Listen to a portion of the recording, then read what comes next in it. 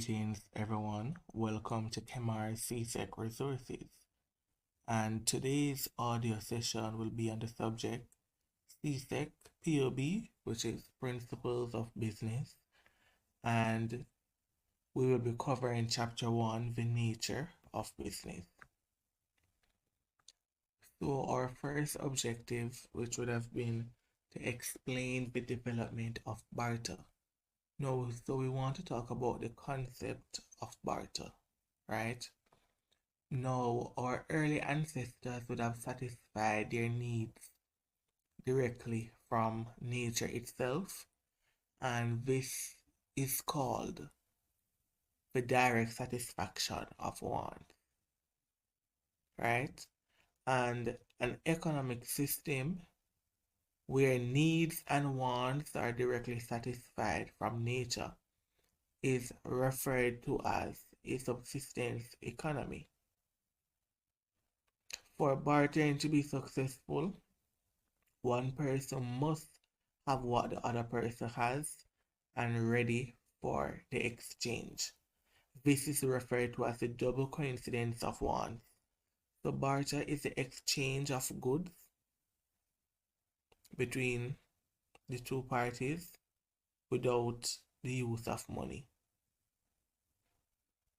So that is why we're saying that it would have been from our early ancestors, which would have been back then, to satisfy their needs. It would have been called the direct satisfaction of the want. And barter normally takes place within a subsistence economy, right? And for bartering to be successful, both persons must have what each person wants and is ready for the exchange to happen. And we see that this is referred to as the double coincidence of wants. Now we can also talk about the advantages of barter, right? And we can say the advantages of barter is that it is a simple system, it is free of complex monetary problems, right? Ideal utilization of natural resources, and no currency is needed to perform bartering, because remember that money is not involved. Now, disadvantages of barter, we can say deciding the rate of exchange, meaning the right quantity in exchange for another. 2, we can also look at the indivisibility of certain commodities. For example, is the exchange from peas for a cow. You understand? We can also talk about the store of wealth and the store of value. Some items may lose value over time while others may gain value. So those are a few disadvantages of barter. So for objective 2 now, we can say to describe the role of money. What is money? One may ask. Now, money is any commodity that is accepted as a measurement of value and a medium of exchange. It must be accepted. Money has helped to solve many problems which is associated with the bartering system, right? So money also has its features, or in some books you'll see the characteristics, right? The characteristics of money. The first one, it must be accepted. Money should be accepted as a medium of exchange, as a feature. 2, it must be relatively scarce, right? The item is valued because it is in relatively scarce supply. That is why we need the money to be scarce. It must also be capable of being divided into smaller fractions. What do we mean by that? Divisibility. The item needs to be consist of units so large, sums can be broken down into smaller units. So it should be able to be broken down into different fractional pieces. money should also be homogeneous, right? Identical. So the key points: money is anything that can be used as a general accepted mean of exchange. And the development of money is what reduced the need for barter. And we say that barter is the exchange of goods and services for other goods and services without the use of money. The functions and role of money. We can say that it is a medium of exchange. It is accepted. 2, standards of value. Different items have different value. 3, the store of value. It can be saved and used for future use. 4, means of deferred payment. So it can also be used to pay for goods that are bought on credit. And bought on credit meaning you have the good in your possession, but you haven't paid for it as yet. So objective 3, we're going to look at the instruments of exchange. The instruments of exchange.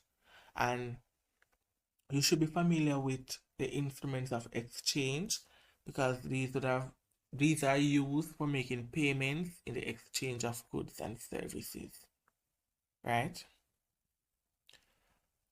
So barter would have been an instrument of exchange which was used back then by our ancestors, and we spoke about that before.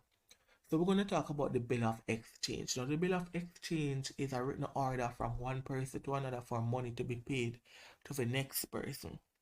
It is usually used by persons who are selling goods to other persons in another country. So the bill of exchange is a written order by one party in an exchange, which is the drawer, to another, which is the drawee, to pay a given sum of money on the date set out in the order, in payment for the goods to be received. Now, bill of exchange are typically used in international trade as they give importers time to sell the goods that they have bought before paying for them. But the importers are still required to make a payment at a set date in the future, which would have been agreed upon. When we talk about the electronic transfer, money is transferred electronically via the use of a computer network, right? Electronic transfer is a way of transferring funds from one bank account to another automatically without the intervention of a bank staff. So the money is transferred over a computerized network, the electronic. Then we can talk about telebanking. And we say that telebanking is a system for conducting banking transactions with the use of a telephone. So telebanking enables the transfer of money from one account to another using telephone communication. So the person making the payment will instruct his or her bank to make a payment from his or her account to another named account. And we also have e-commerce, and a lot of persons mix up e-commerce with telebanking. No, e-commerce is any business transaction that is done through the internet. That's the difference. It's done through the internet. E-commerce is the process of buying and selling, usually through a website, for example. So like those online shopping, that's e-commerce. Now, the buyers order the goods and provide their bank details online, setting out how much is to be paid, from which account and which bank card. It is usually a credit card, and where the goods are to be delivered, right? Where the goods are to be delivered. So, can be like, for example, Amazon, eBay, just to name a few, Walmart, etc. So those websites, or should I say, those companies, they have their websites set up where you can conduct your transactions for goods, which we would have called e-commerce. Another instrument of exchange that we can talk about are checks. Now, a check is a document that is written by the drawer, ordering the bank to make payments of a specific amount to the payee. The payee is the one that is receiving the money. The drawer is the one sending the money to the next party. So that is a check. So a check is a written instruction to a bank to make a payment on behalf of the bank account holder. Right? The drawer writes an instruction to his or her bank, which is termed the drawee. The person that the check is made payable to is called the payee. And there are three main types of checks. You have a cross check that has two parallel vertical or diagonal lines drawn across it, indicating that the check must be deposited into an account. We have an open check, which has no crossing. It can be signed over to a third party by the drawer signing the back of the check. Right? We also have an AC payee, the only check that can be paid into the account of the payee named on the check. So the name that is on the check. So the words A/C, AC, right, payee only, are written between the vertical or the diagonal lines that is on the crossed check.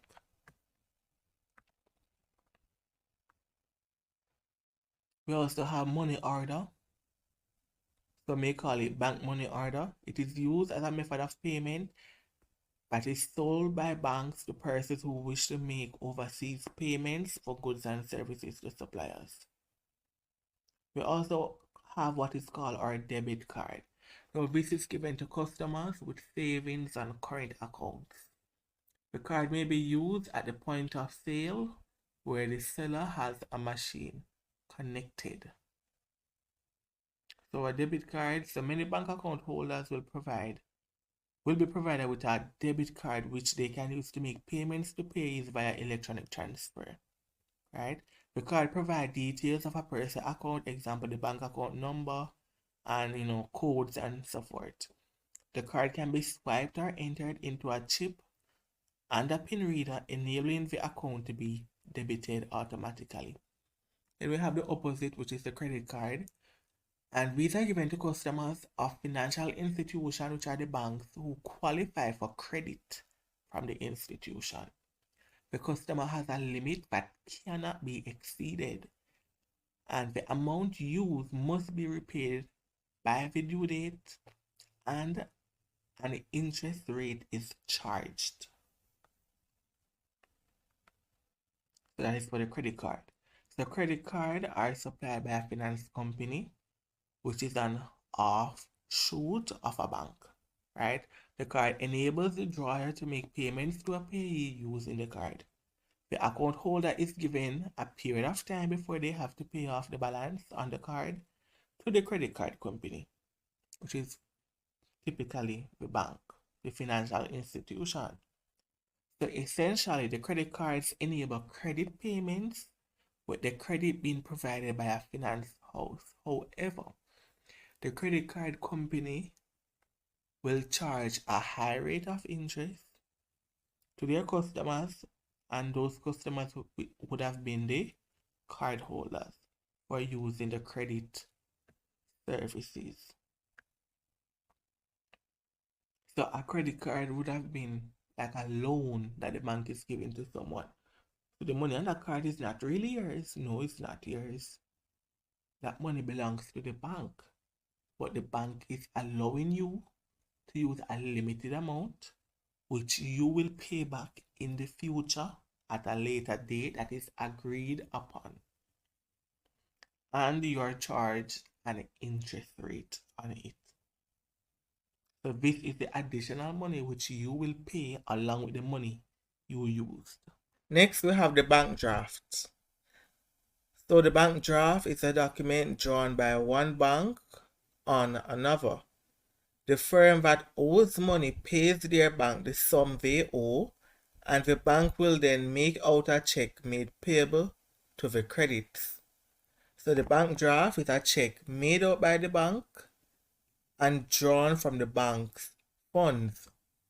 The bank's customer will either have these funds taken from his or her account or will deposit the cash with the bank with the request to make out a bank draft payable to the seller. So that is a bank draft. Then you have the telegraphic money transfer, and an electric means of transferring funds. So the telegraphic money transfer is an electronic means of transferring funds. Telegraphic money transfer is a form of payment that involves the transfer of funds and is typically used to transfer money overseas. A bank will send instructions to an overseas bank to make a payment to a specified recipient on behalf of the customer. We also have what is called a bank transfer. This is when money is sent from one bank account to another. Bank transfer is a way to send funds from one bank account to another anywhere in the world. Now, bank transfers are similar to telegraphic money orders. To set up a bank transfer, the details of the two accounts are required, such as the names, account numbers, and the bank details. We also have what is called the M-money or the mobile money. Now, the mobile money is mobile banking service that allows users to store and transfer money through their mobile phones. Mobile money involves the use of a cell phone to transfer money between bank accounts, as well as to make deposits in a bank, withdraw funds from an account, or pay bills. A cell phone can be used to make payments using the payment card information that is stored in the form of a mobile wallet, which is on the cell phone.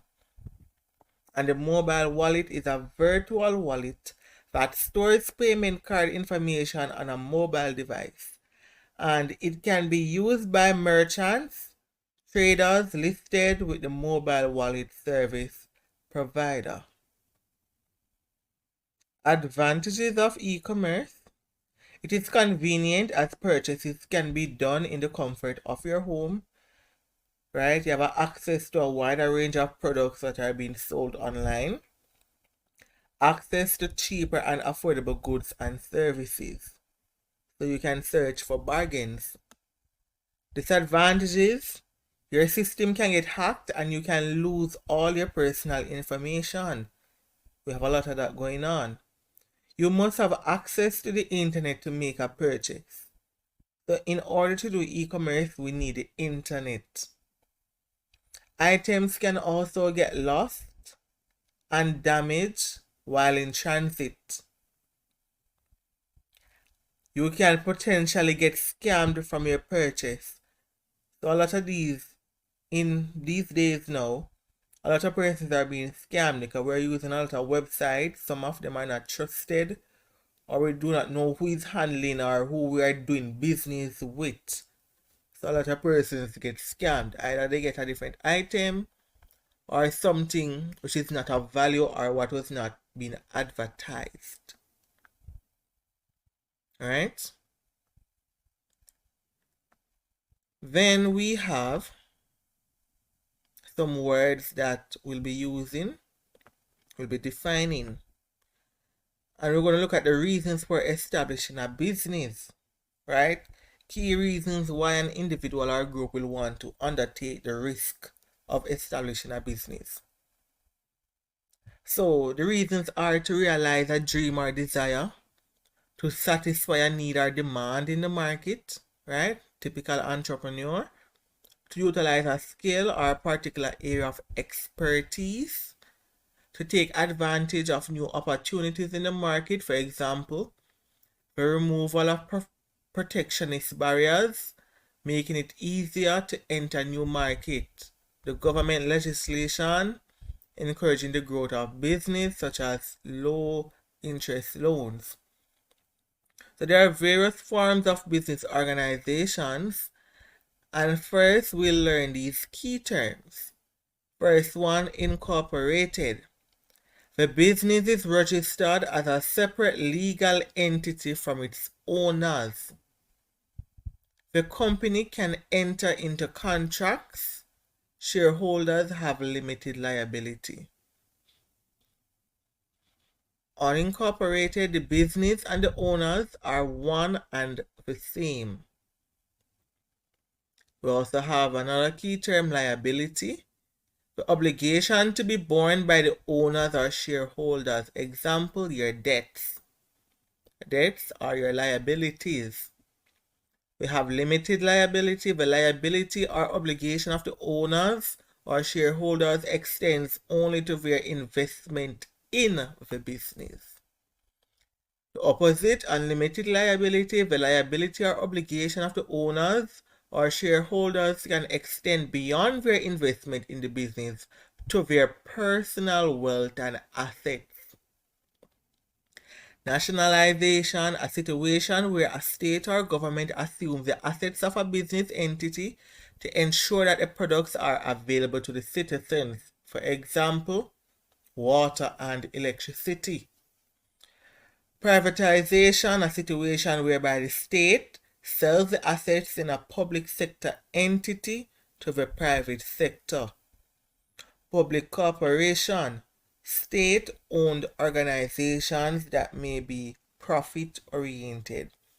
So these are some key terms that we'll be using in this section. And we're going to look at the different forms of businesses. Before we look at that, we have two sectors within an economy in which we have the different forms of business. Right? We have different sectors. We have what is called the private sector, and we also have what is called the public sector. Private and public. The private sector, it is owned and controlled by the firms, private firms. The owners of private sectors owned and controlled by private firms. The objective of the private sector is to make a profit. To make a profit. And the source of capital is provided by the private individuals. The private sector is a part of the economy that is funded by private individuals and therefore owned and controlled by the private firms. The private sector consists of businesses that are owned by private individuals as well as businesses that are owned by the shareholders. Who is a shareholder? A shareholder is a person who has bought a share in the company.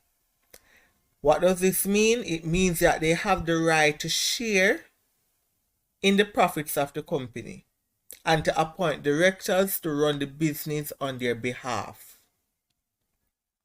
Right? And we have the board of directors. The board of directors is a small group given the responsibility for governing a business. So that is the private sector. So a reminder, for the private sector, their motive is to maximize on profits. Right? Maximize on profits. And the private individuals or the business, remember we said that the private individuals are the ones who own these businesses and they own the factors of production. Factors of production, the land, the labor, the capital, and the enterprise. Advantage of the private sector, it brings more competition and product variety to the market. It increases the use of technology and it provides investment and employment. Disadvantage of the private sector is that it will only provide products that citizens can pay for. And another disadvantage is that it engages in the production of demerit goods once there is demand. Then we're going to move over to the public sector. The owner of the public sector is owned by the government or the state. The objective of the public sector is to gain revenue to use for the benefit of the country. The source of capital for the business organizations that fall into the public sector are financed by the government through taxpayers. So when taxpayers pay their taxes, that money that is being paid to the government is called government revenue. It is revenue to the government. The public sector consists of services that are run by the government, such as the Public Works Department, the National Health Service, and the Police Service, as well as the public corporations, which are effectively government-owned companies that provide goods and services to the community. The public sector, the types of enterprise, government departments, and public corporations. Right? Who owns them? Governments on behalf of the nations. Who manages them? A management board appointed by a chairperson, who in turn is appointed by the government minister. The public sector, the funds come from the government. Who gets the profit and the surplus? Any surplus either returned to the government or reinvested into the enterprise. And the objective of the public sector is to provide goods and services that benefit society, such as the building of roads and other public structures. So yes, the public sector wants to gain money, but that money is being reinvested into the economy so that they can provide goods and services that will benefit society. But the private sector, their main aim is just to make profit. They don't care about the disadvantage of what their business is doing to the economy, right? They don't care about the social welfare or about society at large. Their main aim is just to gather the funds. Some key points to note: all economies have a public and private sector. Public sector is owned and supervised by the government and seeks to achieve community objectives. The private sector consists of businesses owned by private individuals and shareholders whose main aim is to make a profit. Right? So the first business organization we'll be looking at is a sole trader. Now, a sole trader is a person who has total ownership and is responsible for managing his or her own business. The owner is the boss. As the owner, there is no obligation to share the profit with others, and all the debts incurred by the business are the responsibility of the owner alone. So the sole trader, meaning one person, they own and operate the business. Characteristics: he or she manages the business, but may have services of family and friends. Most time, they have little help with services of family and friends. Right? The sole trader, they enjoy all the profit and bear all the risk. Capital is limited since the saving of the owner fund the business. Capital is limited since the savings of the owner fund the business. He or she has personal contact with the client, so it's a one-on-one. He or she performs a large variety of tasks related to the operations of the business. The formation: there are no legal formalities involved in setting up business as a sole trader, except that a trade name must be registered, and some traders must acquire special license, and the owner is responsible for all its debts, including taxes. So that is a sole trader. Now the advantages of a sole trader is that the owner can choose when and how he or she works, right? Because they have full ownership. The owner makes all the decisions and can make them quickly. The owner enjoys all the profit. There's less paperwork to set up the business. Personal commitment to succeed, meaning working with oneself, there is a greater commitment to success. And personal service, the proprietor knows his staff and customers individually and can vary the hours of work. So the sole trader has full control. When you have disadvantages as well, the owner does not qualify for limited liability. Right? There is no limited liability. It can be difficult to raise finance to fund the business, right? Because it's one person. The business will miss out on large-scale production. There's also a lack of leisure time. The sole trader have to work long hours. And there's also a lack of specialized staff. Why is that so?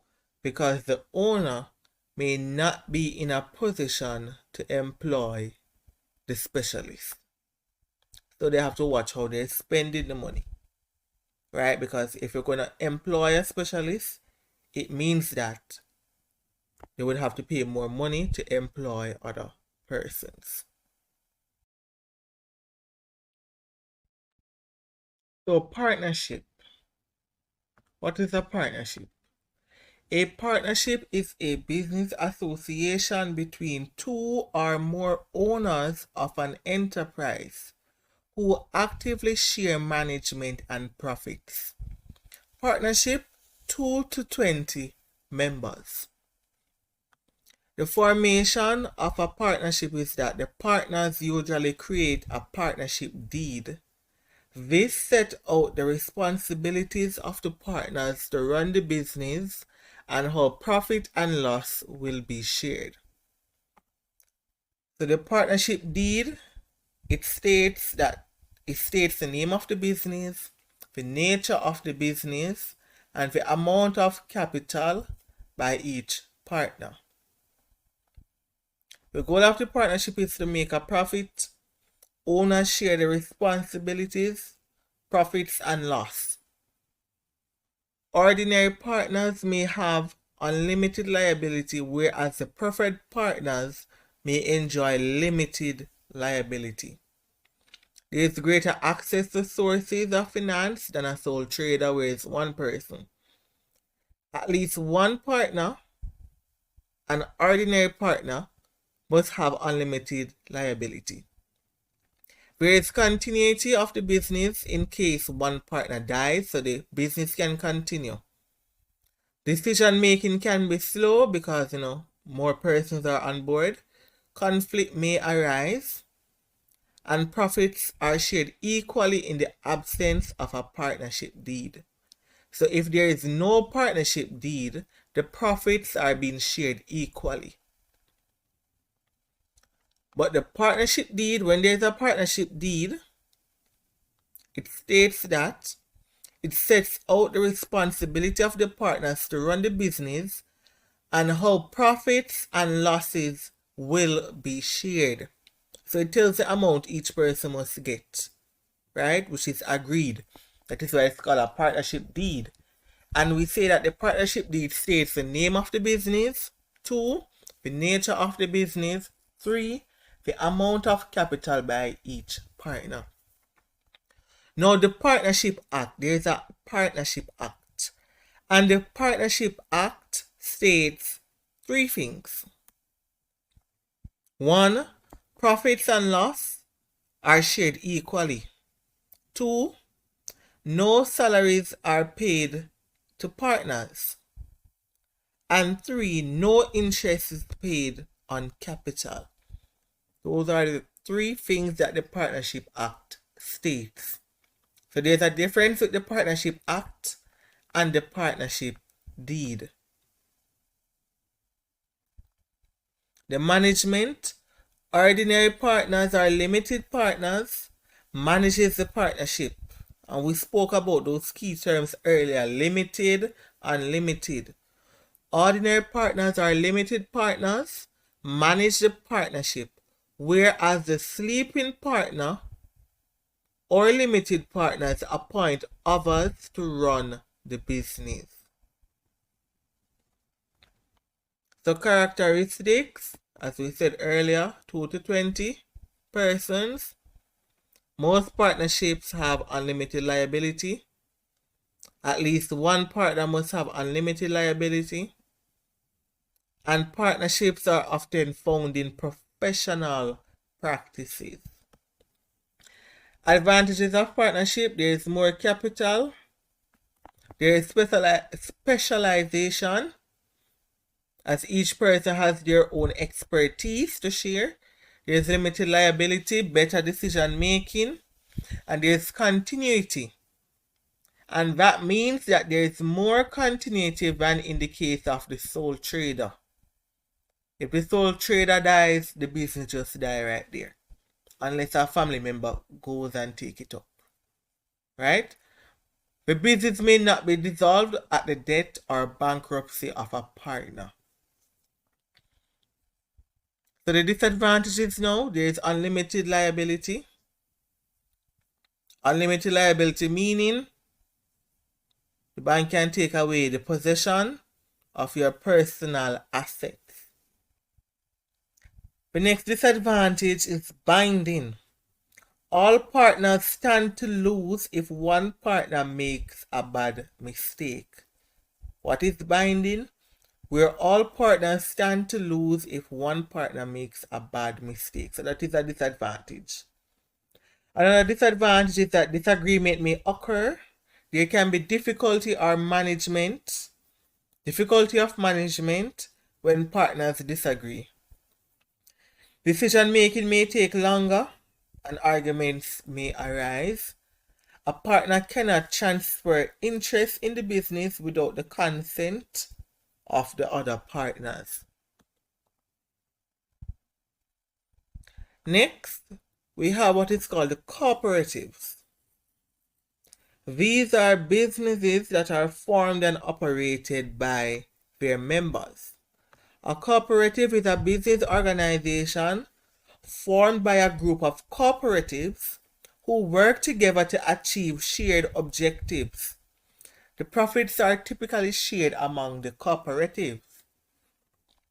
Formation: it is formed by a group of cooperators who are the members, right, who must register the cooperative. The management of the cooperative, it is run by the management board, which is elected by each member. Advantages: members work for themselves and make shared decisions. Cooperatives share the profits of the cooperative, and some cooperatives have limited liability. Disadvantage: members may lack managerial and technical expertise, and decision making can be slow if members are consulted. So if there are 100 members in the cooperative, imagine how long it will take to make a decision. The characteristics: it must be registered. Right? We said that it is managed and controlled by members. Selected board of directors to manage the business. Profits are shared among the members in the form of dividends. They are being paid in the form of dividends. Decision making is slow as all members have to be consulted. Members have easier access to loans compared to banks. Right? So they have easier access to loans because they are part of the cooperative. It also creates employment for members. So remember that we are putting persons in charge. The members elect the group that will head the cooperative. It also gives employment. The interest rate on loans may be higher than that of banks. And an example of a cooperative is a credit union. So you have farmers credit union, teachers credit union, and much more.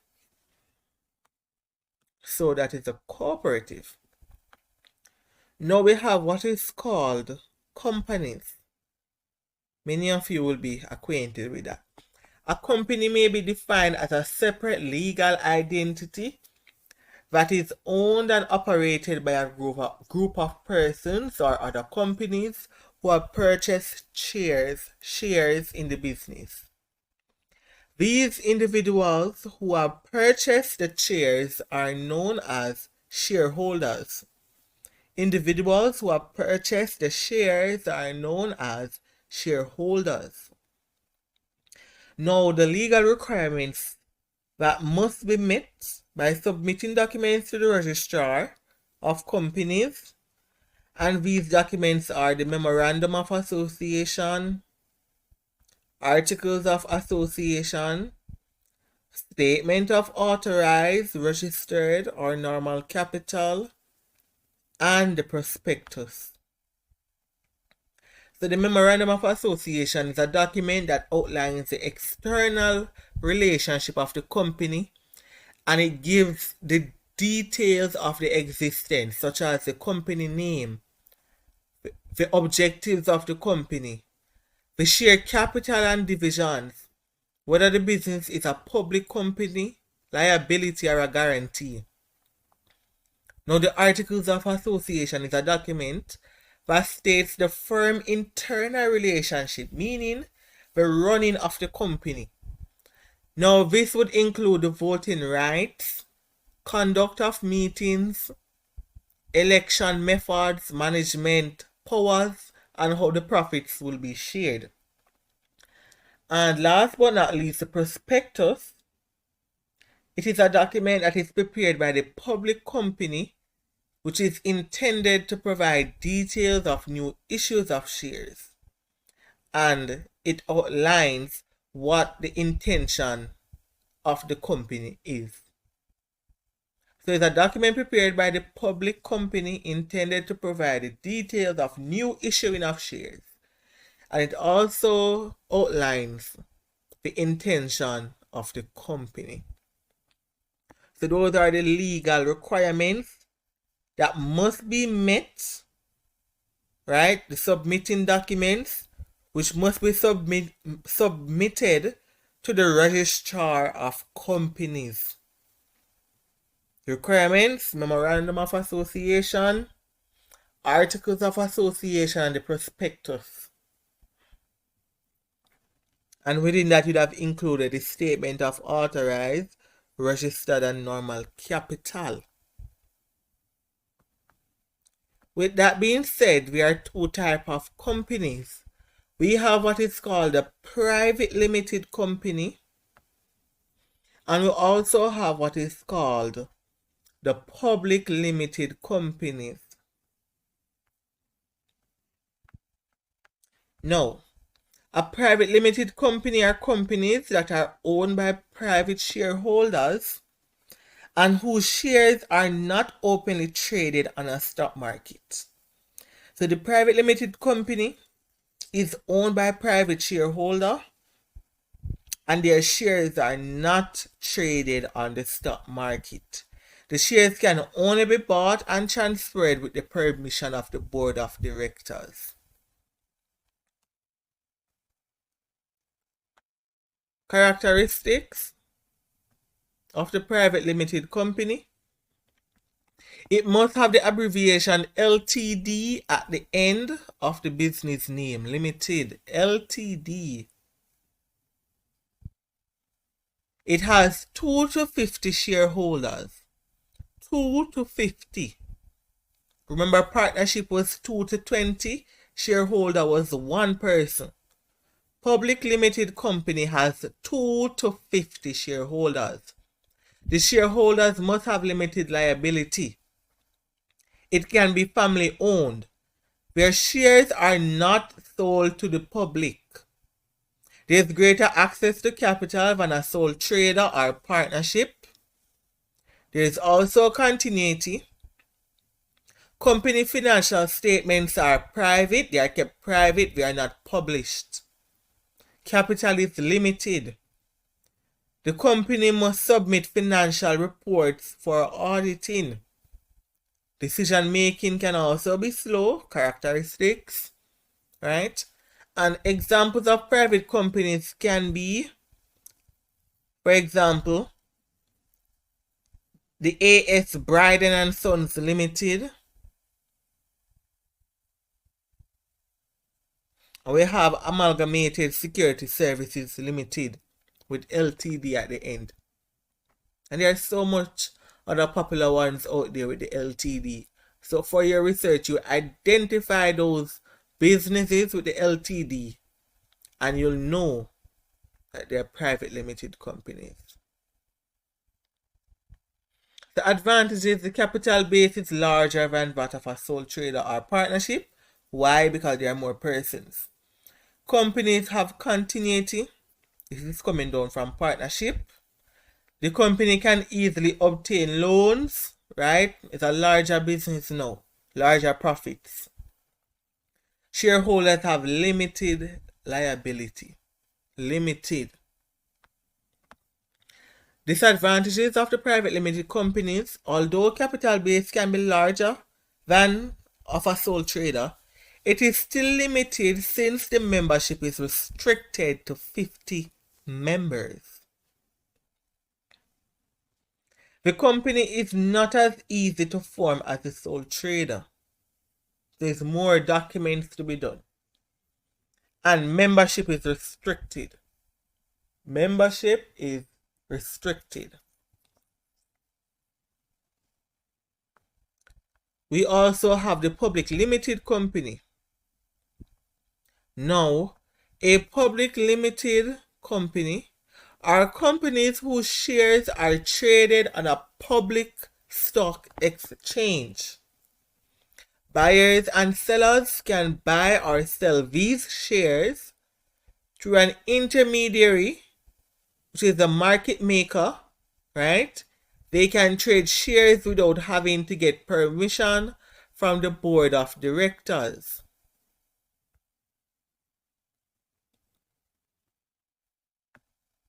So their characteristics: it has the abbreviation PLC at the end of the business name. PLC. So for the private limited, it has Ltd, right, for limited. The public limited company now, at the end it has the abbreviation PLC at the end of the business name. It has a minimum of 7 and there is no limit on the maximum amount of members. So for the public limited company, the minimum is 7. There cannot be 2, it cannot be less than 7, and there is no maximum limit. The shareholders have limited liability, and for the public limited, their shares are sold to the public, which leads to greater access to capital. So their shares are sold on the stock market. Right? Public limited companies is a separate legal existence. It is separate. And the shares are easily transferable from one shareholder to another. Shareholders also gain dividends on profits. Financial statements must also be audited, but the fact that it's a public company, financial statements must also be published. So for the companies that you can see their financial statements on the internet freely, those are public limited companies.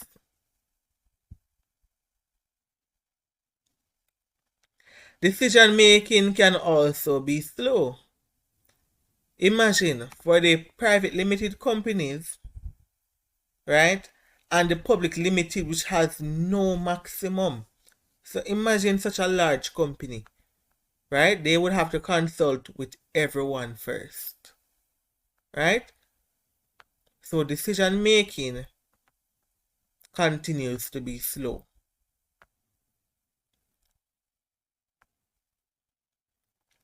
Now, the risk of losing control of the company if another company acquires a greater percentage of shares.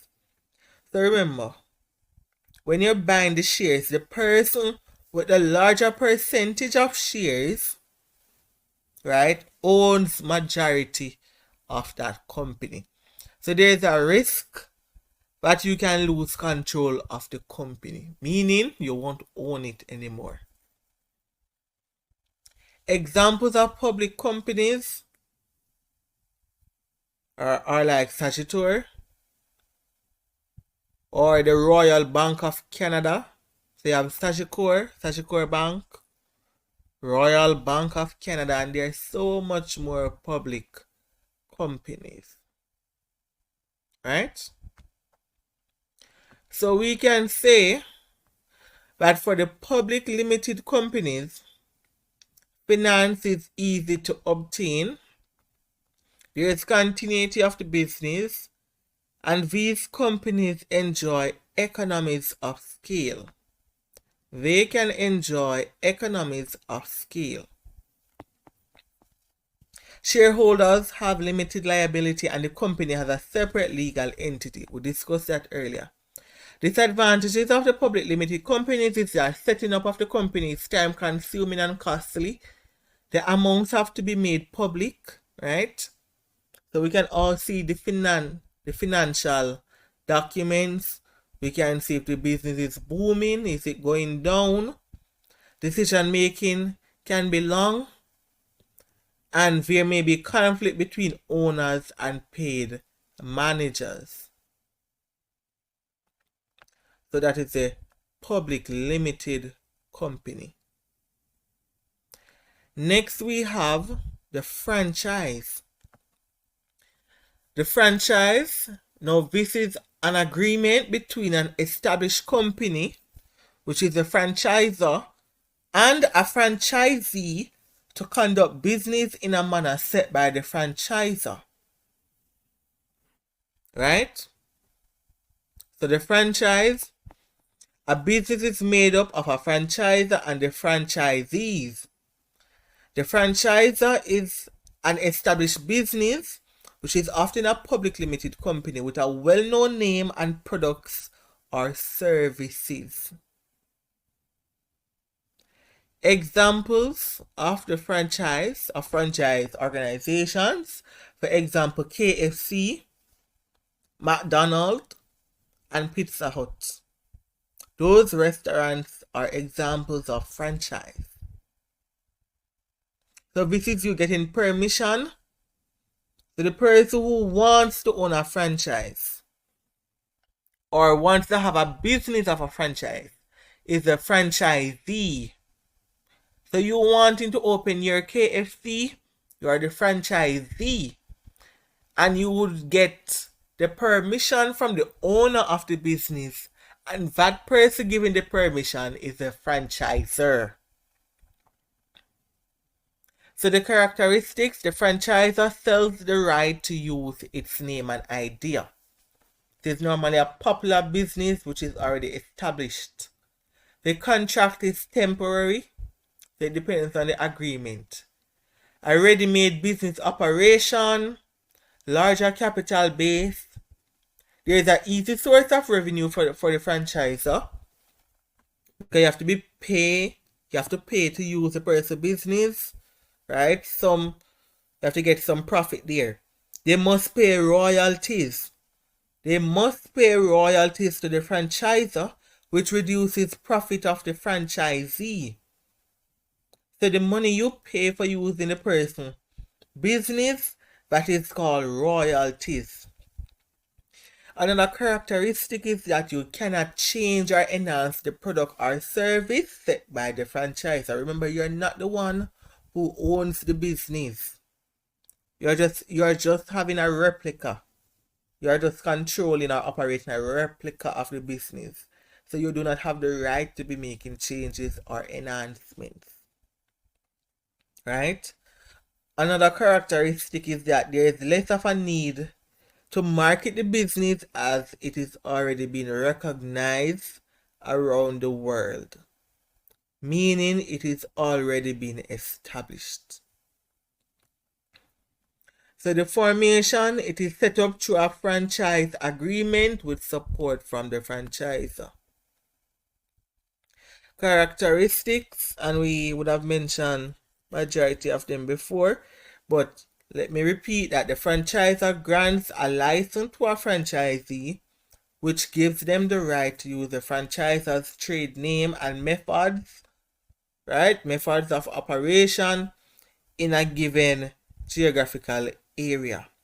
Advantages of a franchise is that the franchisee works hard to make a success of the business, right? Starting with a recognized trade name, logo, method of operation.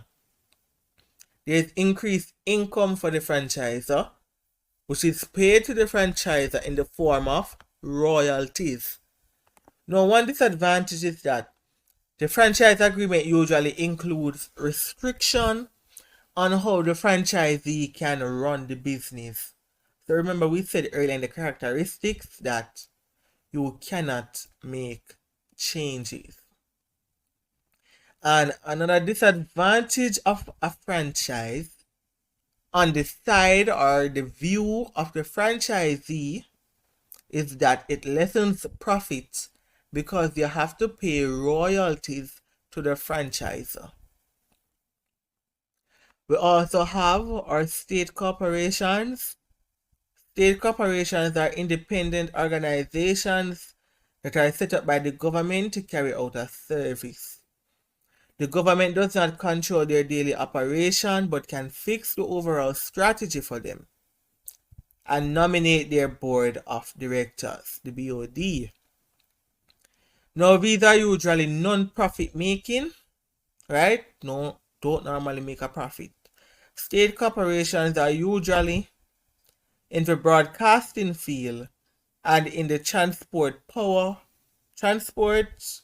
the power, and telecommunications. Now, state corporations, they are formed by a legislation, that is by the passing of laws by Parliament. Right? The management, the government appoints a BOD for a stipulated time frame. Characteristic of state corporations is that the state or state-appointed auditors monitor all accounting procedures. Annual accounting reports must be sent to the Auditor General. The aim of the state is not to make a profit, but it is expected that these corporations may break even. Right? Funding is mainly done by the state providing grants, although some legislation allows the organization to raise their own funds. And we also have others such as the joint venture, central government, local government, nationalized industries, and you can do more readings on that. We also have businesses, non-profit making, for example, such as a charity. Right? Persons who do charity, they do not make money, but they do it either through the scholarship, subsidies, or grants that are given to them. So any money that they make is used for charity, but there's no money that they earn to put in their profit at the end. Now we're going to move on to the types of economic systems. The different types of economic systems And there are also questions in which they have to answer. There are also questions.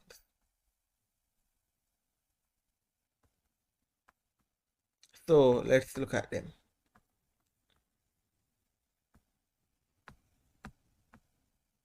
So some key terms to look at. What is an economic system? An economic system describes the organization of a country's resources to decide on the basic economic questions. I did say they have to answer some questions. Now the basic economic questions. Now scarcity forces society to consider three issues, which are the three questions. What to produce with the available supply of resources, what to produce. The second one is how to produce these products, right? How to produce these products with the different methods or techniques. The third question, who should produce, to whom? Who should benefit from the production of these goods and services? Who to produce for, what to produce, and how to produce. Who, what, how. And we have what we call merit goods. We would have mentioned some of these goods earlier in the chapter. Merit goods are goods funded by the state because of the potential benefit of society. For example, healthcare, education, medicine, those are the merit goods. The merit goods, these are goods which produce negative externalities where the social costs are borne by the society. For example, gambling, cigarettes, alcohol, right? These can cause negative externalities such as lower standard of living, because we know that cigarettes is not good for smoking. So it can demerit the health of the population. And if the health of the population is going down, it means that we'll have less persons available to work. The workforce will reduce. So this would be a cause of negative externalities. And we have the public goods. And these are products that are provided to the public or society. These goods are non-excludable in that all members of society stand to benefit from the production of these goods.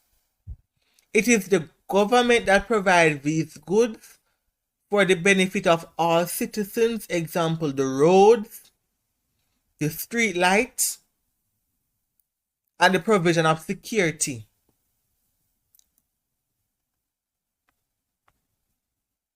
The provision of security. So we're going to describe the different economic systems. We're going to look at a description of them. And we're going to see how they answer the different economic questions. We're going to look at the motive and we're going to look at their advantages and disadvantages.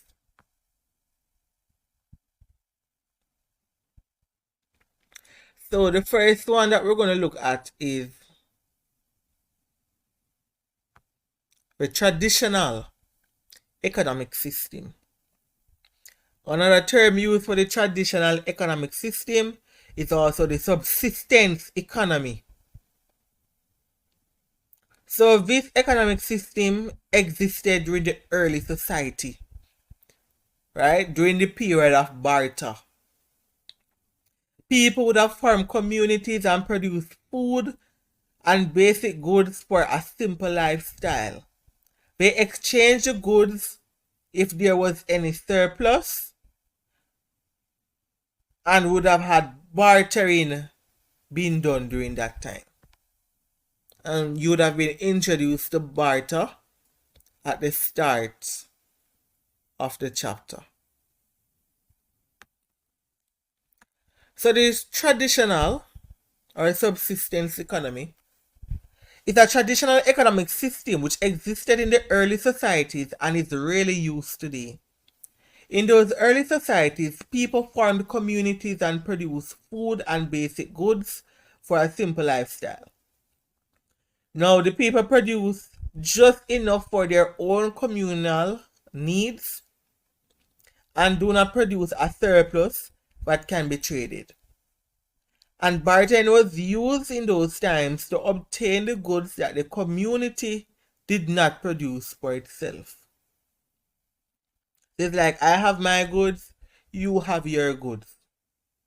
What I have, you might want. What you have, I may need.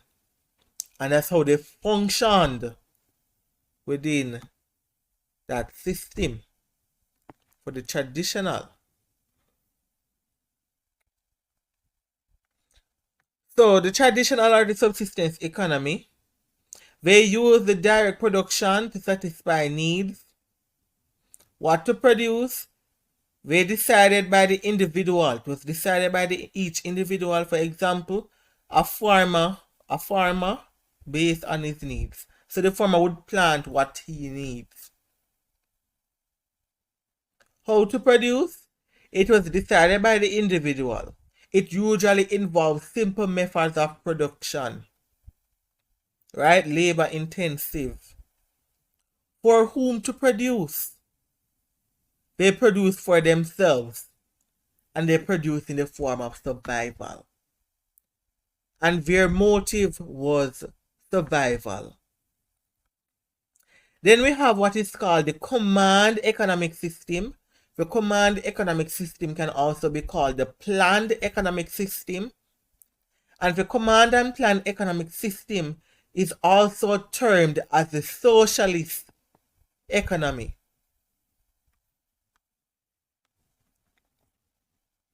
Right? So the command plan socialist in this economy is one in which the government assumes the responsibility for economic planning in order to achieve the best possible use and distribution of the country's scarce resources. The government therefore influences and controls the key economic variables such as the income, consumption, employment, savings, investment, import, and also export. The government plans, coordinate, and control all activities done within that economy. The government decides on what to produce, how much to produce, and controls the distribution of output. The prices are set by the state.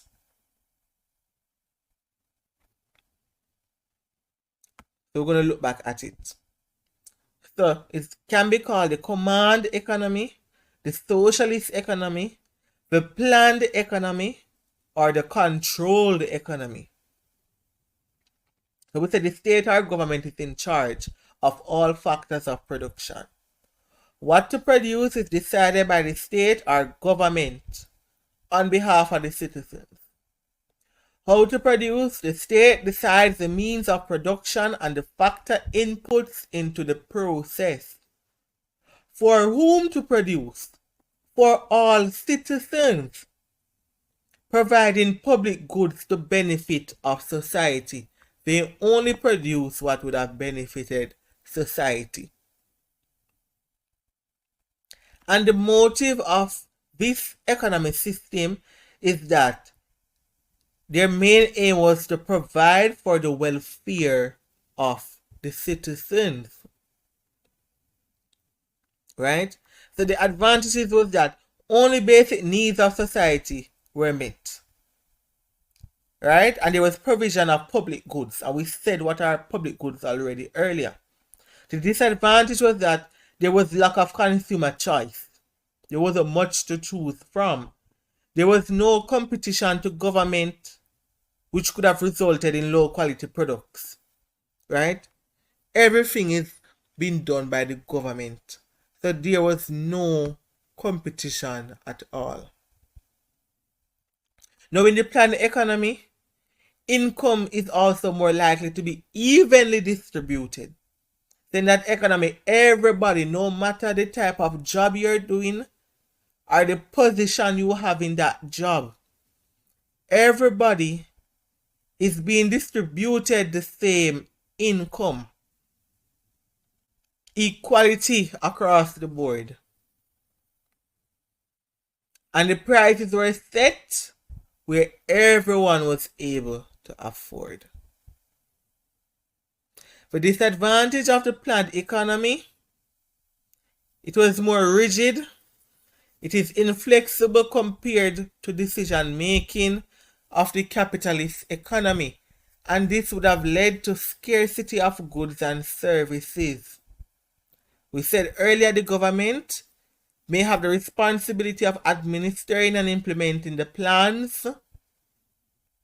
Private sector initiatives were blocked. Planning was also manipulated by the more powerful groups that may not act in the best interests of all. And due to this limitation, would have been how the black market would have been formed. The underground economy. They would have hid and made those products. That's a limitation.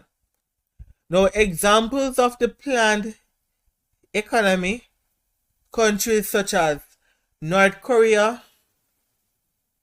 Soviet Union, and we all know that Cuba is a planned economy.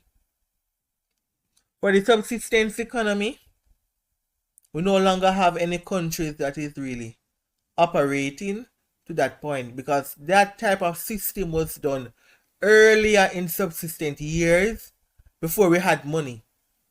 So barter was their main aim. The only places where you would have that going on is maybe in certain rural areas of Africa. But 99% of the world is no longer using that system. Then we have what is called the free market. The free market economy. That's the third one. The free market economy was also called the capitalist. It was also called the capitalist economy. And it was also called the market economy, the free market economy. Right? So with the free market now, the free market, they were free to do whatever they wanted to do. The free market would have been one of the economic systems in which the customer drives the economy, the consumers drives the economy. The consumer influences the producer's decision on what to produce, since the producers will not make a profit by producing goods that are not in demand. So when they say the consumer influences, it means that in the market, if the demand for consumers, or in other terms, the consumers are demanding Pepsi, for example, Pepsi drink, it means that in the free market, they're going to be ensuring that they are supplying Pepsi. Because why? There is a market there for the Pepsi, and people will buy it. It means that you'll make money. So let us use Pepsi versus ginger beer. If nobody is demanding ginger beer, it means that you're producing it. There is no market there because nobody is demanding it. Nobody wants it. Nobody is buying it. Right? And you would have created wastage on your side. You're going to have them there wasting on you. And nobody would want to buy it. So hence, we say that the consumers, the customers influences this economy. Because whatever it is that they are demanding, taking whether it is good or bad, in terms of what you can get from them, right? So the consumers are the one who drives this economic system. The private individuals own the resources in a free market economy, and there is little or no government interference.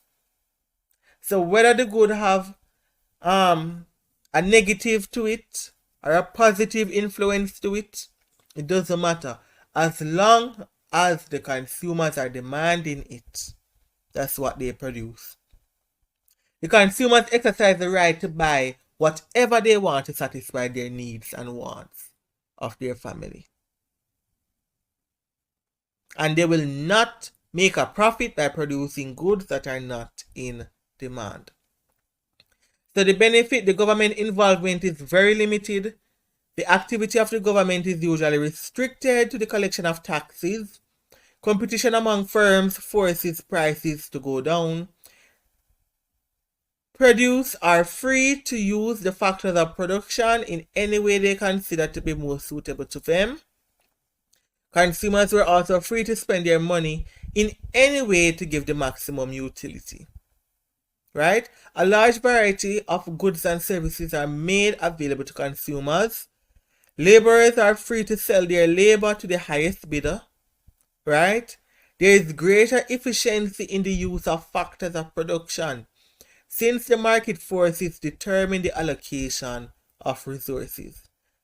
The limitation of the free market would have been that the profit motive drives the economy and thus encourages unequal distribution of wealth. Then this economy, distribution of wealth, which is the income, was not fairly distributed. Hence, it would have caused the upper class, the middle class, the lower class. And this would have given you the different type of demand based on the consumer's income. Large sums of money are spent on advertising, which creates artificial demand and increases prices. Because with you spending, you have to spend a lot of money on advertising. This is you telling the public about your product or your produce. And we also influence the consumers by advertising to buy our products, to get them to come and buy. Sometimes they don't even want it, but it looks so nice and they hear all the benefits or what they can gain from the product. And then they have the demand. And this would have been within the cost of production as well. Because of the high advertising, it would also increase the prices of the product. Now the next limitation is that monopolies may develop, and these can exploit consumers since they can unilaterally decide on high prices. So monopolies, for example, in Jamaica, for utility of electricity, you only have JPS. Right? So there is no competition there. And because electricity is in demand and everyone needs electricity, no matter how high the price goes up, persons will still continue to buy the electricity. Because we need electricity, right? So they can influence their prices to the highest bid. So persons will just have to keep buying and keep buying and keep buying. And then for some people who can't afford it, that's where you hear about thieving of electricity and all of those stuff that happen. So monopolies may develop, and these can exploit the consumer since they can unilaterally decide on higher prices. Now, social and merit goods, for example, social and merit goods such as health, defense, security, education may not be adequately provided for. So in this economy, those are hardly being provided for. If it's even being provided, quite likely you'd have to pay for it. Because in this economy, there's little to no government interference. And across the globe, there is no completely economy that is free. There is no completely free economy. Every country will have the public and the private sector. The private individuals who interfere and the public individuals who interfere. So there is no free economy.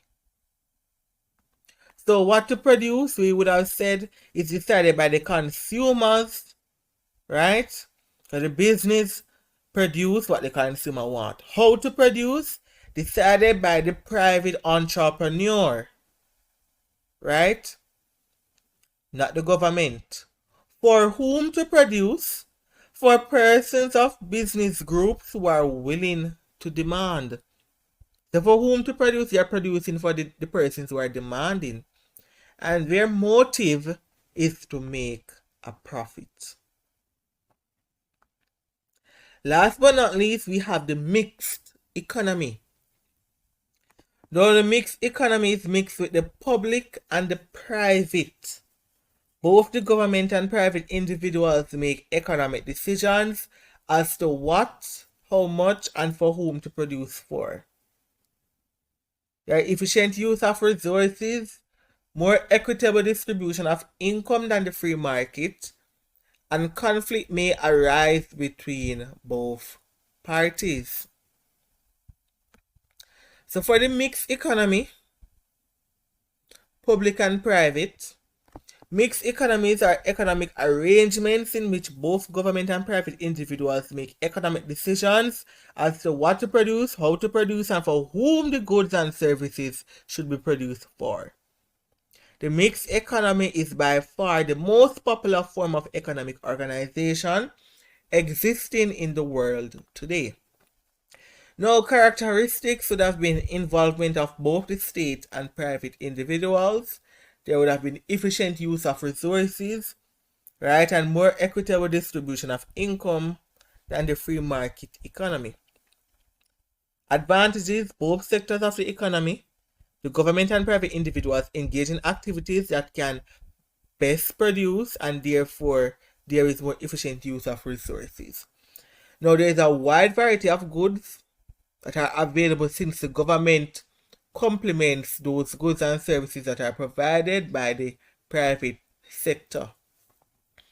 And the government are free to make laws to protect natural resources and its people. Limitations: no, there is always a need to keep a balance between the government and the private sector involvement. So the government is in play. So we're going to have some restrictions. Now, conflict may also arise between the government and private investors, and this would result in long delays in the production of goods and services. So there can be delays. Then the mixed economy would have said what to produce, decided both by the government, private individuals. How to produce is decided by the private sector, such as the government. For whom to produce, the public sector provides for all citizens, and the private sector would have supplied for the individual with the ability to pay. And the motive of the mixed economy would have been, for the private sector, their motive is to maximize and profit, while the public sector, their motive is to provide welfare to the citizens of the country. So the economic systems would have been the subsistence economy, also known as traditional. 2, the command, the controlled, the planned socialist economy. 3, the market, the free market, the capitalist economy. And 4, you would have had the mixed economy. So you should know how to differentiate among all four, especially between the planned and the free economic system. Based on what we did, you should be able to outline the role of the government in each of the systems. You must know how to define each. You must know the advantages and disadvantages of each. And you must know who answers the three economic questions. Then we'll move on. We're now going to move on to the next section, next objective rather, which would have been the functional areas and stakeholders. So we're going to describe the key functional areas in the business: production, marketing, finance, human resource, research and development. Identify key stakeholders involved in the activities of the business. We're also going to discuss the role and key functions of the stakeholders. So we're going to look at those. So we have the different functional areas. For production, this is the process where raw materials are converted into goods and services. Process where raw materials are converted into finished goods and services. That's the key word here, finished goods and services. Now, within the production department, it would have involved the purchases of raw material, the scheduling, and the making of the product. In the production department, the transformation of raw materials into finished product, they establish the quality control standard of the product, right? They engage in the stock control measures, the proper production record keeping, prepare production budget and cost estimation, control the production activities and the communication with other functional areas. Marketing and sales, right? Marketing and sales is normally grouped together. Now, this department deals with the identifying, anticipating, and satisfying customer wants, profitability, right? So this function would have included the market research, product design strategies, pricing strategies, and the sales promotion, right? So develop the marketing mix strategy, the product, the price, promotion, the place, the people, the process, the physical evidence.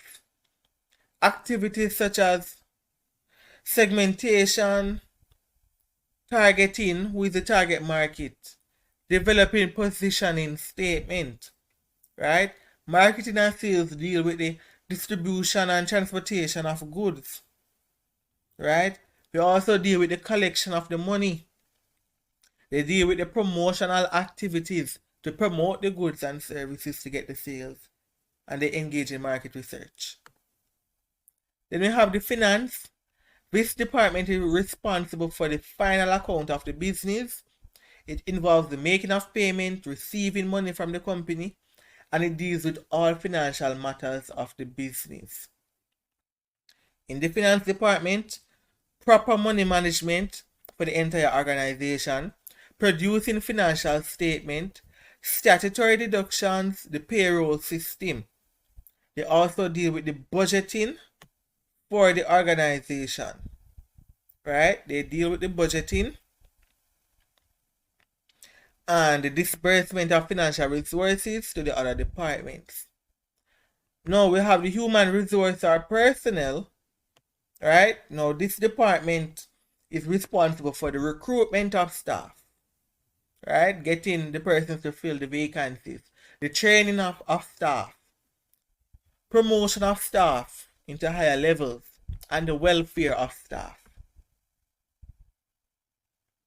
Human resource, performance management, for example, conducting appraisals, training and development, the reward system to boost motivation, industrial relations, occupational safety and health. Right? This department is to supply safety, grievance procedures, dismissal, discipline procedures, research and development. They keep abreast of what is happening in the market in which the business operates, right? They are responsible for the developing of new products and services. They are responsible for redesigning, improving the product or service, right? Giving feedback. They engage in new product research, right? Such as the product specification, production timeline, the costing. Next, new product development based on product guidelines and regulation. Research and development department, they also evaluate the functionality of the product, right? The functionality of existing products and consider upgrades or changes to the product, right?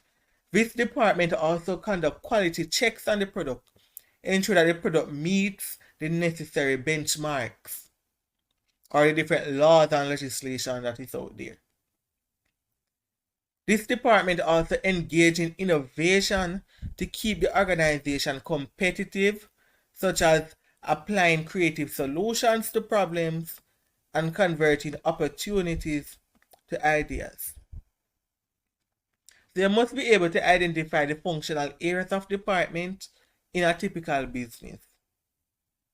You must also know, able to state the main activities that is performed within each functional area, because each area of the department has a function in which they do for the survival of the business. Now we're going to move on. We're going to look at the roles and functions of the stakeholders involved in business activities. Roles and functions. Firstly, we're going to look at let us look at what are stakeholders. Stakeholders are the various groups within and outside an organization or any individual with an interest in the operations of the business. So roles and functions of various stakeholders. Remember, we have internal stakeholders, we have external stakeholders. Internal within the business, external, exterior of the business. So we have the owners and investors. To achieve the profits, achieve efficient management of resources, they provide the goods and services of high quality at reasonable prices. Alright, those are internal. The employees, the managers, to carry out the activities stated in their job description, to efficiently utilize the resources placed in their care. Right? We have the suppliers. Suppliers are external, to provide high quality materials at a reasonable price to the business in which the business is buying. They allow for products to be recognized by consumers through the business buying. Consumers, they provide feedback on the product quality through complaint, suggestion, feedback. They use the products and services in the way in which it was intended to use. The community and society in which the business operates. They provide employment for the business, right? They promote good human relationship. Expects the business to be a good corporate citizen. Be a good corporate citizen, showing respect for the community, hiring persons within the community, environment and human dignity. The environment itself, the environment around the business would need to business respect the laws. Need the business to respect laws and protecting the environment. Providing good climate. Right? It can affect us in ways such as climate change. Change of climate, the environment. Right? In how it affects the business. The business can affect the environment in ways such as pollution.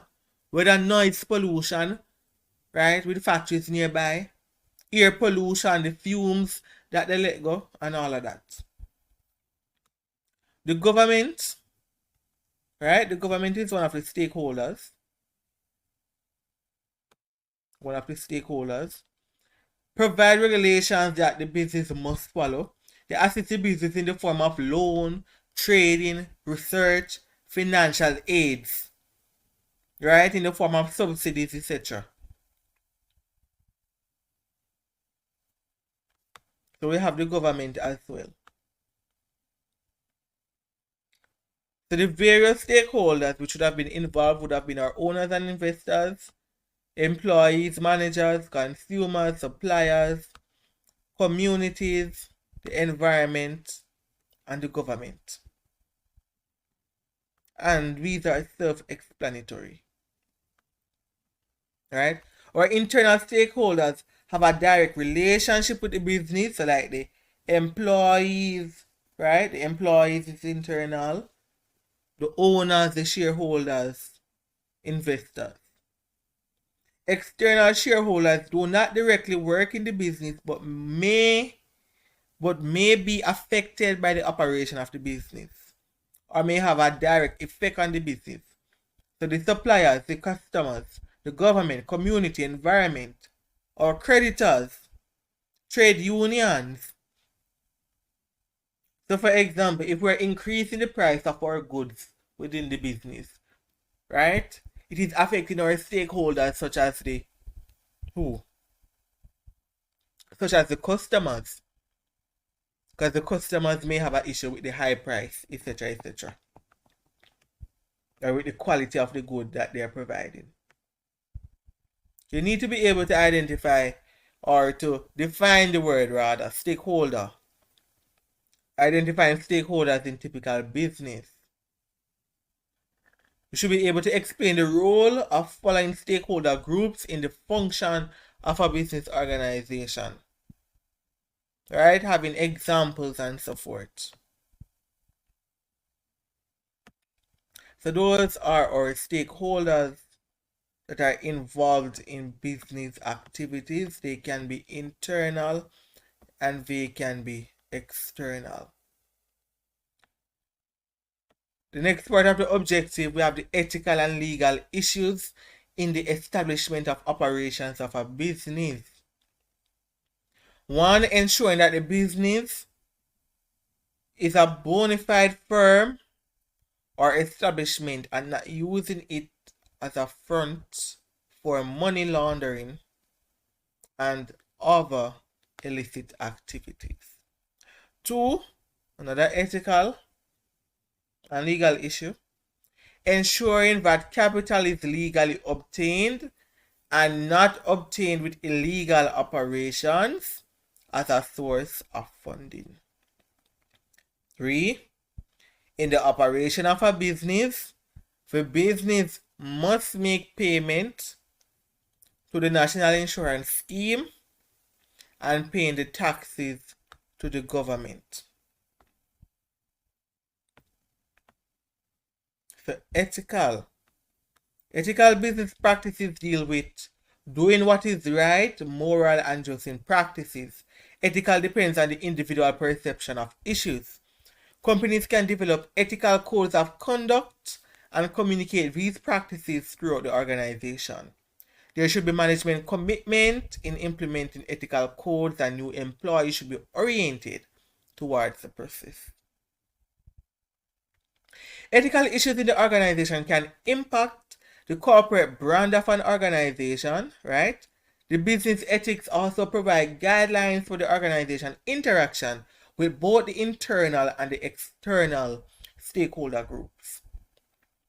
And the concept of business ethics would have seek to create a workplace that seeks respect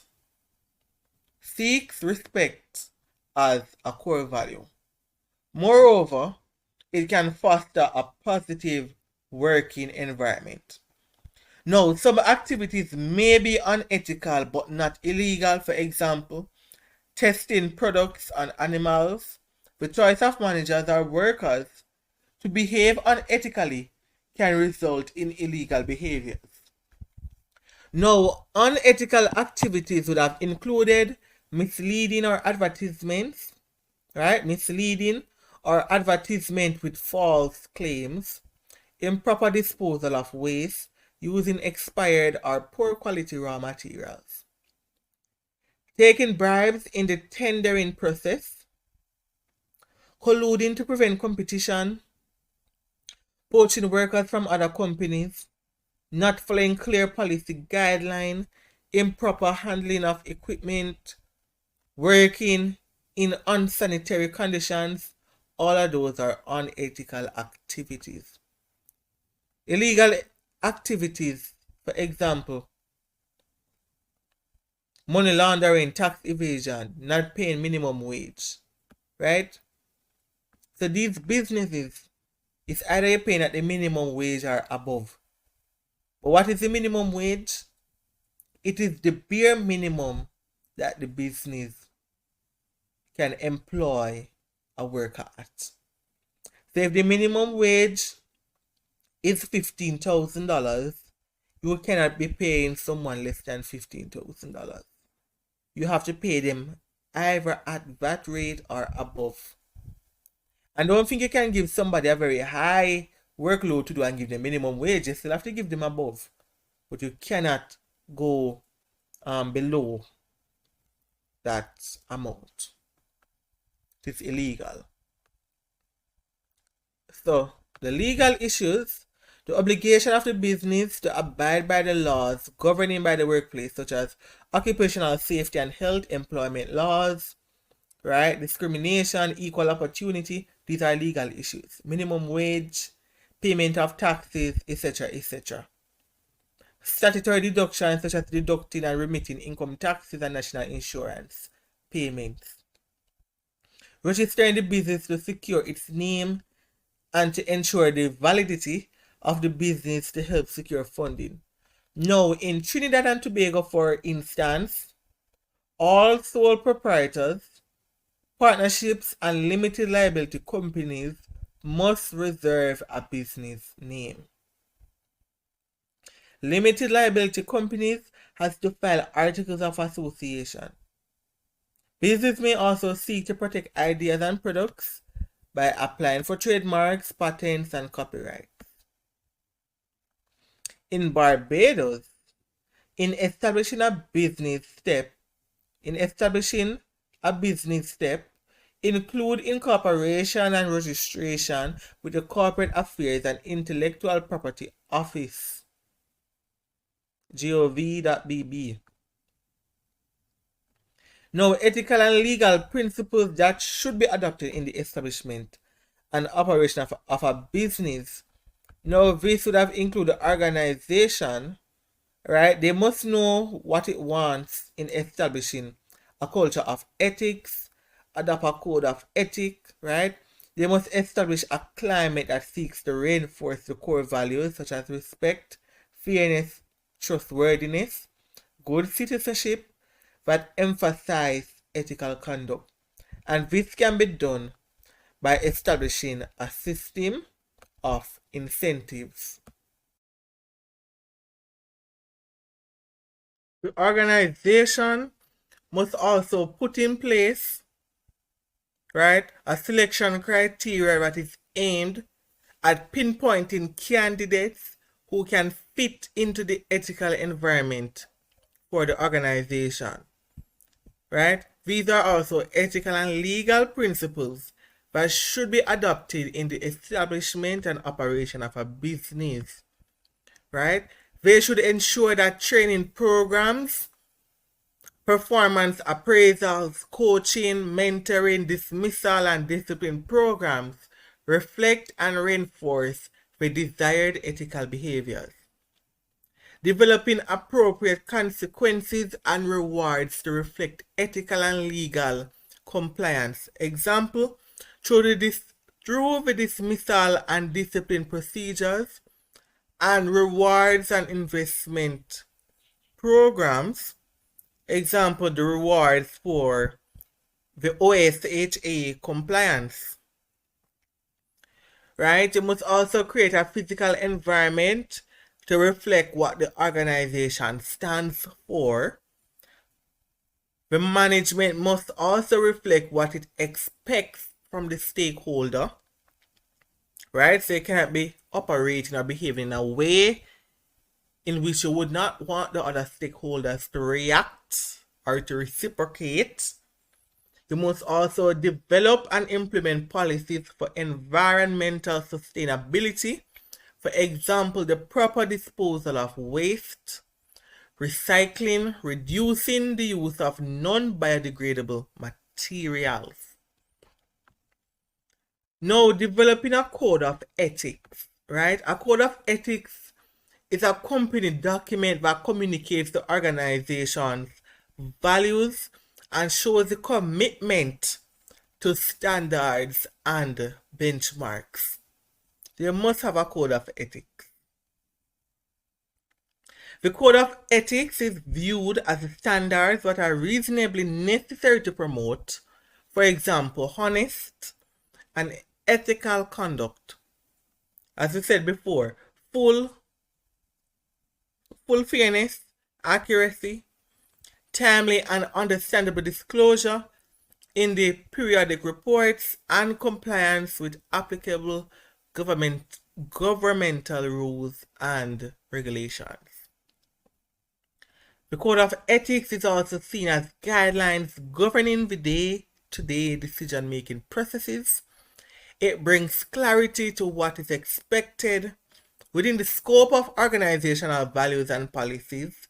It brings alignment of the organization's vision, mission, and values with standards or benchmarks of professional conduct. Now, a compliance code forms part of the Code of Ethics whereby the organization meets all legal requirements. The principles to be respected by all internal and external stakeholders in the Code of Ethics are, for example, 1.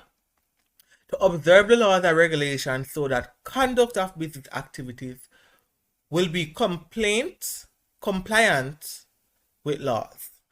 Right? Compliant with laws, mean in agreement. 2. Ensure integrity of conduct, for example, free and fair competition, honest relationship with stakeholders.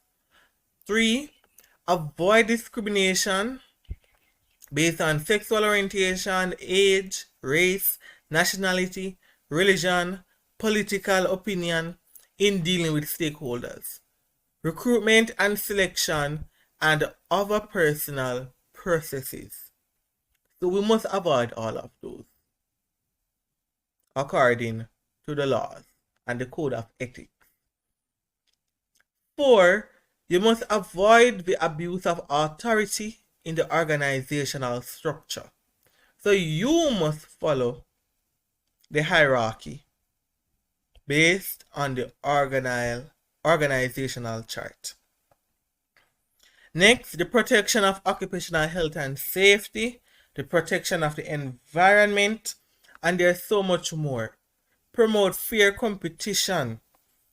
Another important one here, protection of personal information. This one pops up in multiple choice at times. Personal data of employees, customers, shareholders, and other entities will be treated with the strictest of confidence and confidentiality and within the organization's privacy policy. Now, with the personnel that is dealing with this type of information must be compliant with legislation and privacy policy. Now, the conduct of management. This includes professionalism, loyalty, honesty, fairness, confidentiality, conflict of interest. Dealing with personnel, selection of personnel, establishing the employment relationship, managing human resources, protection of the workers, dissemination of information on policies, and the training of human resource. The relationship with the stakeholders, example, dealing with customers in a proper way, right? Communication with customers, conduct of personnel towards customers, selection of suppliers based on equal opportunities, loyalty, impartiality, and based on objective criteria of assessment, accounting to shareholders with transparency, accuracy, in a timely manner, according to company policy and legal requirements. Giving and accepting gifts to acquire advantages is prohibited. Right? Organization can sponsor activities that benefit the community without conflict of interest. Now, there are consequences of illegal and unethical business practices. A. Misleading advertisement. Unfair and fraudulent practices on the population. Customers spend unnecessary money on items that they don't need. So consequences: misleading advertisement. B. Withholding of tax. Cheating of government revenue. Right? Cheating the government of revenue. You need to pay your taxes. C. Unethical disposal of waste. And we know the consequence of this is that it leads to pollution and diseases. D. Money laundering, which leads to distortions in the national economy. Others: endangering users,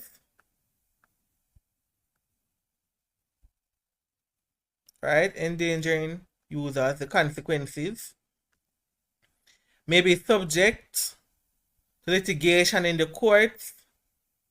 The image of the business can suffer. Workers can be dismissed, right? The consequences that you may face. Affect the health and safety of customers. Increase turnover of valued employees, right? Can lead to a fall in share prices as investors lose confidence. Impacting sales negatively as clients and customers stop buying products as they do not want to be associated with an unethical business. Right? You don't want to lose your most valued customers. In addition, you don't want to lose your most valued workers, especially the ones that are very skilled and would have been in your business for a long period of time. So these are the consequences of illegal and unethical business practices. Last but not least, in this chapter, to describe the careers, last objective, to describe the careers in the field of business. Careers in the field of business include advertising and public relations, compliance officers, strategic planners, educators, information officers, entrepreneurs, resource personnel, web designers, web planners, and we also have software developers.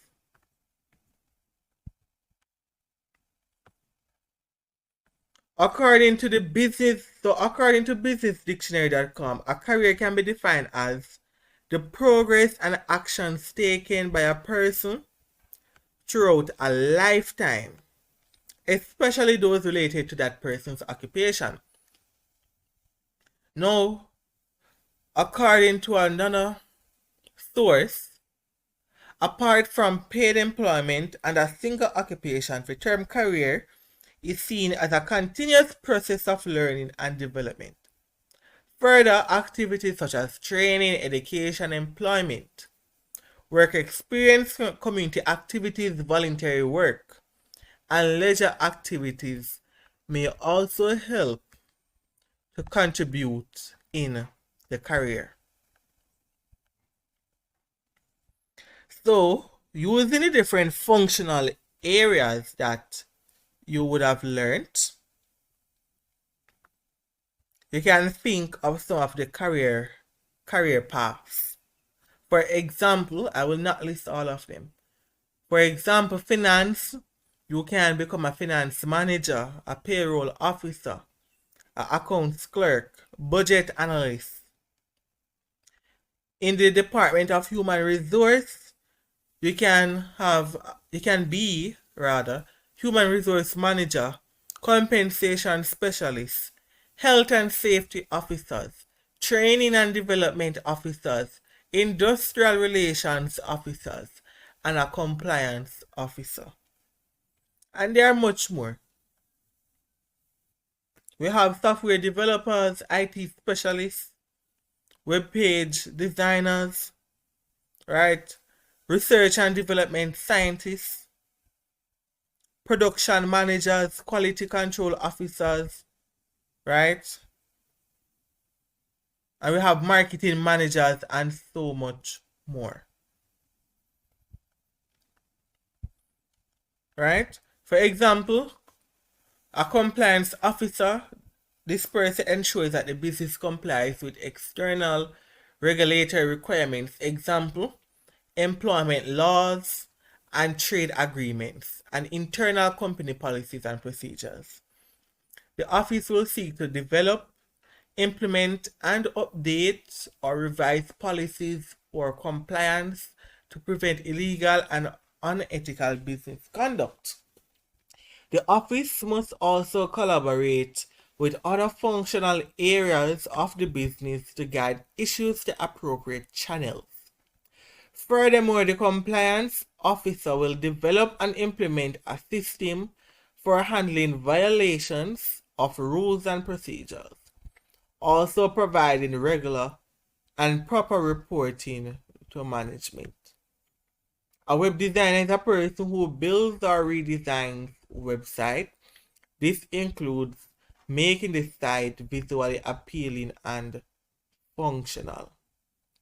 A marketing career, for example, right, brand manager, assistant brand manager, product manager, merchandiser, brand strategist, right? Brand marketing deals with creating a market identity for the business and the product. And there are so much more which you can always look at. They need to be able to describe the codes of ethics, knowing the unethical business practices, illegal business practices. You need to know the consequences, right? Based on what we did, you should be able to explain the concept of a code of ethics in the business environment, right? These are possible questions that can be on your exam paper. Outlining consequences, as I said earlier, right? Describing career paths and things like that.